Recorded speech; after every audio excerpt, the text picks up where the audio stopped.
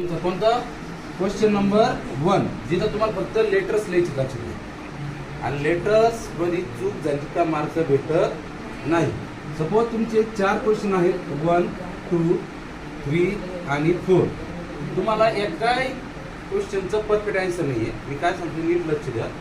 जर तुम्ही इथे ए लिहिला आधी आणि जर तुम्हाला वाटतं की उत्तर चुकीचं असं जरी केला तरी याचे मार्क भेटत नाही मॅथ्स मध्ये. त्याच्यामुळे क्वेश्चन नंबर 1 मध्ये अजिबात ही चूक करायची नाही. खोडून पुन्हा लिहायचं. लक्ष येते सगळ्यांनी काय होतं. मग याच्या तुम्हाला एक सिंपल ट्रिक सांगतो. ज्याला उत्तरच येत नाही ना त्याला सगळीकडे सी लिहून ठेवायचं. 4 ठिकाणी उत्तर येत नाही.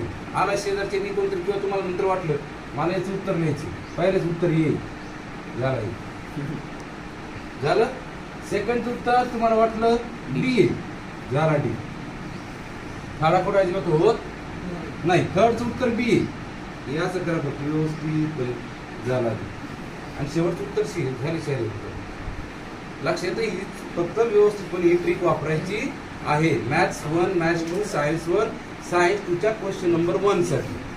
नाहीतर मार्कच जातील. पुन्हा एकदा सांगतोय, इथं ए लिहिला आणि तुम्हाला बी लिहायचं होतं असं केलं तर मार्क जातो म्हणजे जातोच.